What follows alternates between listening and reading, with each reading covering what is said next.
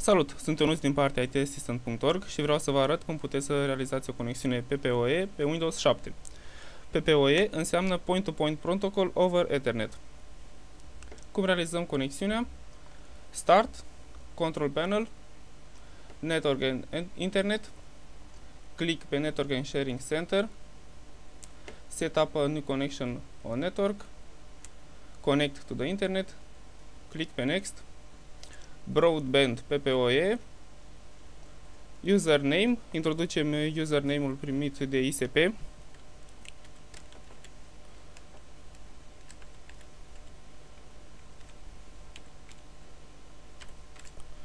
introducem de asemenea și parola,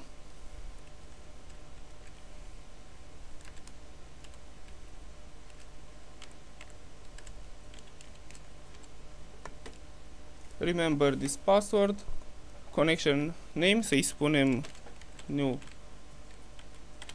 connection, allow other people to use this connection, bifăm dacă vrem și alți user de pe PC să folosească această conexiune, connect, se verifică user name-ul și parola, se testează conexiunea la internet,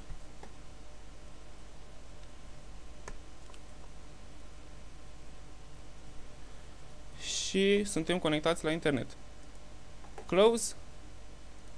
Vedem că noua conexiune este activă. Pentru a verifica, deschidem un web browser și vedem că ne-am conectat la internet. Pentru a ne deconecta, New Connection, click Disconnect.